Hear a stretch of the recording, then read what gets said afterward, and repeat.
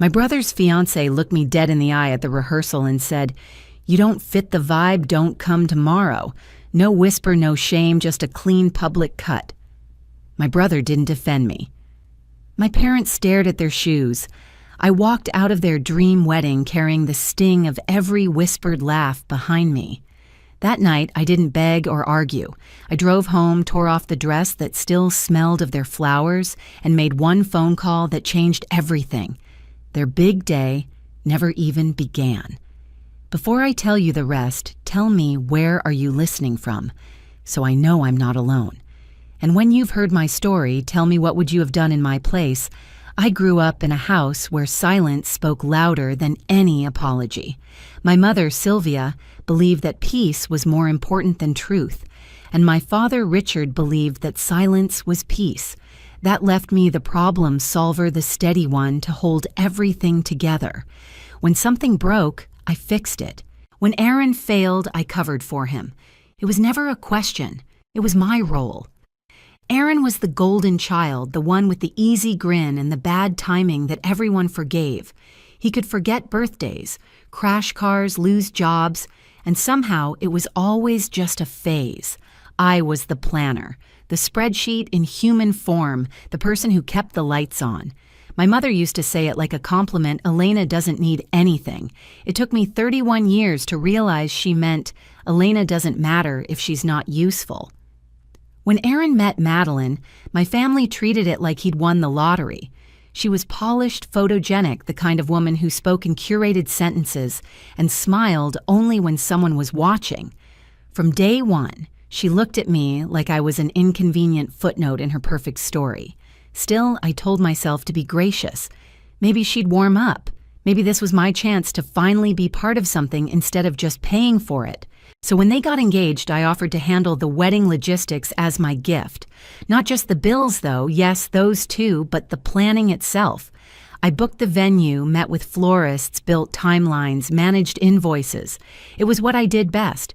Numbers made sense. People didn't. Each payment came from my account, each contract under my name, each email signed E. Carter, because Madeline wanted things to look professional. I didn't question it.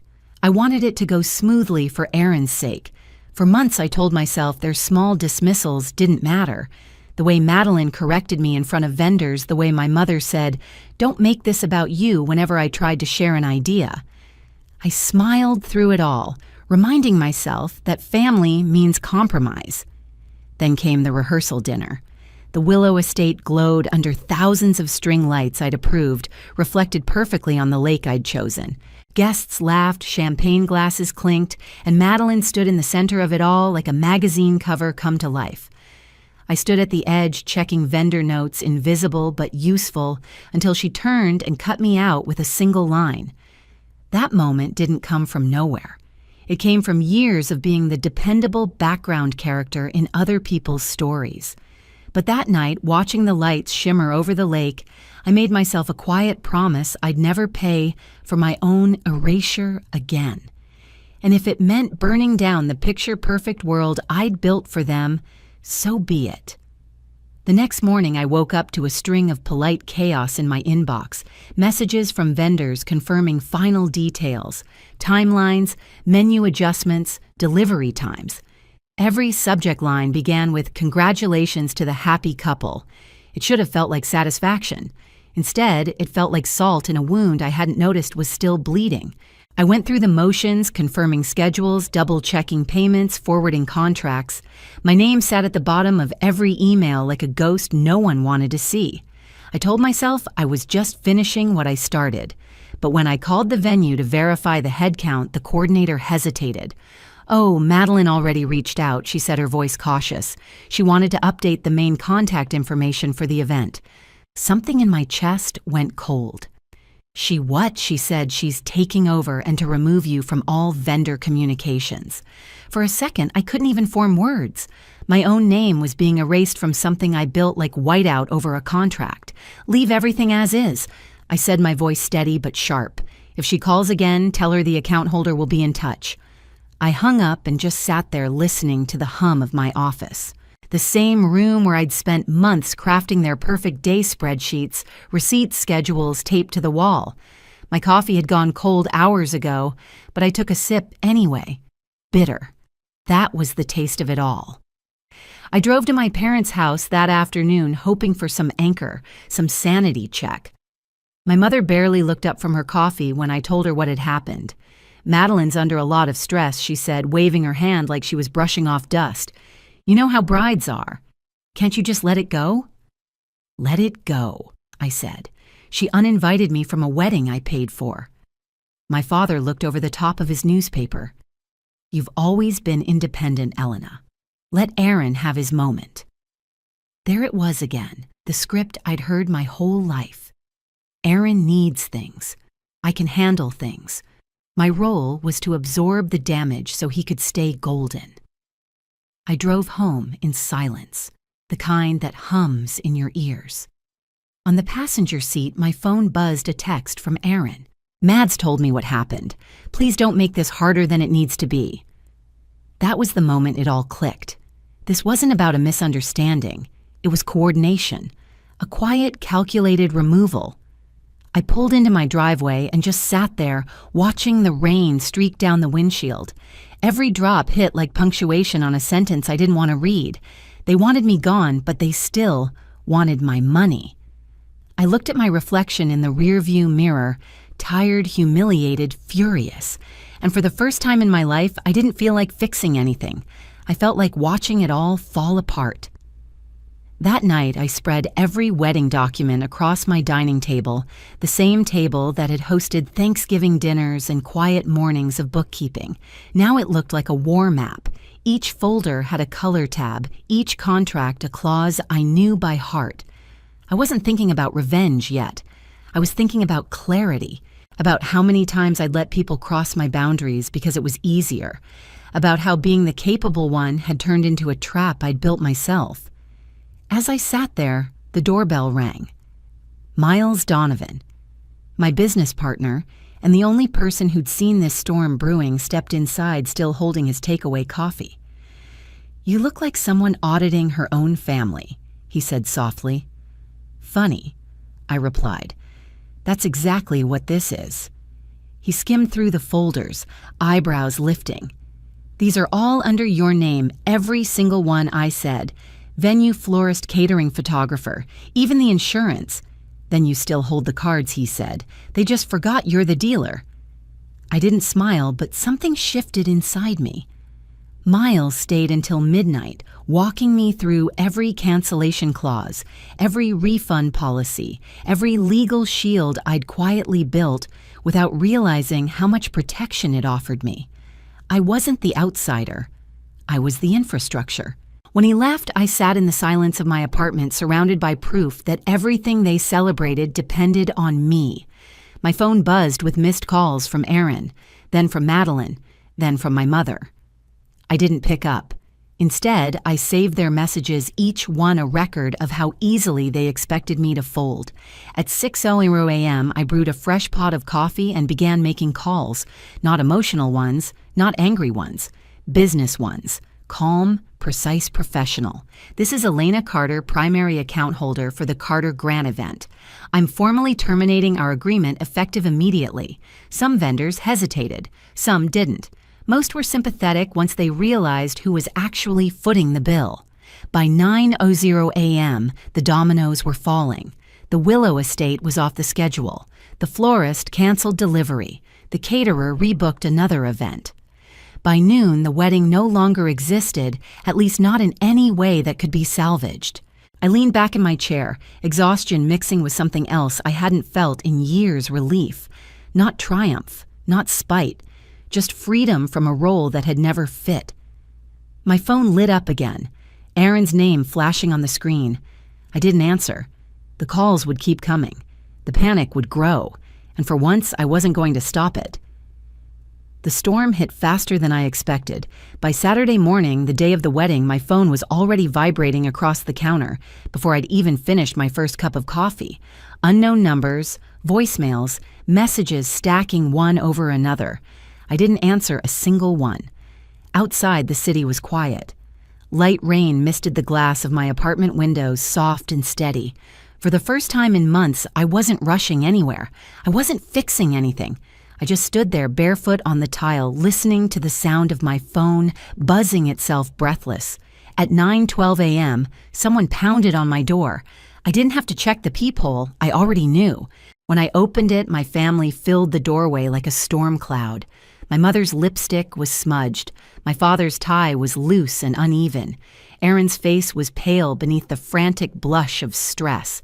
And behind him, Madeline, perfect curls, slightly frizzed from the rain mascara, bleeding just enough to ruin her perfection. "What did you do?" she demanded before I could speak. Her voice cracked on the word "you." I didn't answer. I stepped aside just enough for them to come in. They did, stomping past me like an intervention team. My apartment smelled like coffee and quiet defiance. "The vendors are refusing to show up," Aaron said, his voice breaking between anger and disbelief. "The venue's locked, the caterer isn't answering, and what the hell is going on, Elena?" I took my time setting my mug down. "They're not refusing," I said evenly. "They're following instructions." Madeline's jaw dropped. "You canceled our wedding." "Our wedding?" I echoed softly. "Funny. I thought you said I didn't belong there." Her eyes flashed. "You can't just— This is insane. We have 150 guests arriving in 2 hours." I met her gaze, calm as a still lake. "You have 150 guests and no wedding. That's what happens when you erase the person who paid for it." Aaron rubbed his forehead like he was trying to massage sense into the moment. "You're being petty." "No," I said. "I'm being done." Madeline's voice turned sharp, desperate. "You can't do this. You signed contracts." I walked to the table and tapped the thick binder sitting there, the same one I'd carried out of the rehearsal. "Yes, I signed them. Not you. Every contract, every payment, every receipt is under my name, and every single one included a cancellation clause. I didn't even lose money." My mother finally spoke, voice trembling between fury and pleading. "Elena, be reasonable. People have flown in from across the country. This is Aaron's wedding." I turned to her. "And yesterday when I said I was being pushed out of it, you told me to be the bigger person. This is me being the bigger person. I didn't show up to ruin anything. I just stopped funding my own humiliation." The room went quiet. The rain outside grew heavier, tapping against the windows like an impatient clock. Aaron finally looked at me, eyes red. "I never wanted this." "Didn't you?" I asked. "You watched it happen. You let her speak to me that way. Let Mom excuse it. Let Dad look away. You didn't want to stop it because it was easier to let me take it." He swallowed hard guilt flickering across his face. Madeline reached for his arm, but he pulled slightly back, just enough for her to notice. "I thought you'd understand," Aaron said softly. "You always fix things. That's the problem," I said. "You all assumed I would." Madeline suddenly stepped closer, voice cracking. "Elena, please, we can fix this. Just call them. We'll make it right. You can come to the wedding. Sit wherever you want." Now it was my turn to laugh. Quiet, not cruel, just tired. Now I'm invited after all this. She blinked fast, mascara pooling under her eyes. "I didn't mean it the way it sounded. You meant every word I said. You wanted the money, not me." My father finally set down his hands, voice low. "Elena, enough. You've made your point." "Have I?" I asked. Because the point was never about the money. It was about respect. And apparently you all needed a financial disaster to notice the difference. Silence again, except for the sound of Madeline's soft sobs muffled behind her hands. Aaron looked at me. Really looked for the first time since we were kids. The realization on his face wasn't anger anymore. It was shame. He said quietly, "So, it's really over." I nodded. "For you, maybe. For me, it's just beginning." He opened his mouth like he might argue, then shut it again. The weight of his own silence seemed to press down harder than any words I could have thrown, when they finally left the door closed with a final heavy sound. I stood there for a moment staring at it, then turned back toward the window. Through the glass, I could see the gray skyline blurred by rain. Somewhere across town, 150 guests were probably checking their watches, wondering why the ceremony hadn't started. I poured myself another cup of coffee, steady hands this time, and sat on the couch, listening to the hum of quiet justice. My phone buzzed again and again, each vibration softer, more frantic, then finally, still. Later that night, I heard from Miles. "You good?" he asked over the phone. I looked around my apartment, clean, calm, peaceful. For the first time in a long time, I said, "Yeah, I am." The next morning, headlines in the local society pages read, "High-profile lake, wedding canceled, last-minute vendors blame miscommunication." But I knew better. It wasn't miscommunication, it was revelation. The kind that costs you everything fake and gives you back everything real. 3 months later, summer was already fading when the second wedding happened. Smaller, quieter, stripped of everything that used to scream perfection. Aaron and Madeline finally married in a local restaurant. No lake view, no string quartet, no curated floral arch. Just a few tables, a simple meal, and bills they paid themselves. I went, not out of obligation, but because the anger had cooled into something cleaner boundaries. They'd invited me properly this time, handwritten card and apology from Aaron tucked inside. "You were right. I should have stood up for you. It wasn't everything, but it was enough." When I walked in, heads turned. There was no tension, just acknowledgement. Madeline greeted me with a cautious smile, her voice softer, almost human. "Thank you for coming." I met her eyes. "Thank you for the invitation." That was all. No drama, no grand forgiveness, just adults standing in the wreckage of their own choices, learning to be decent again. After dinner, Aaron and I stepped outside for air. The night was warm, the kind of Seattle evening that still smelled faintly of rain. "I still can't believe you did it," he said, a hint of awe in his voice. "I didn't do anything I said. I just stopped." He nodded slowly, understanding, settling into his expression. It needed to happen. "Yeah," I said quietly. "It did." We didn't need to rehash the details. He'd learned the hard way that money doesn't buy loyalty, it exposes it. Later that week, I used part of the refunded deposits to take a solo trip to Italy. No schedules, no family obligations. Just me, my passport, and the kind of silence that finally felt earned.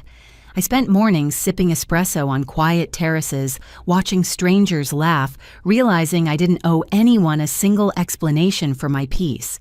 When I got back, I moved my business to a smaller office closer to home.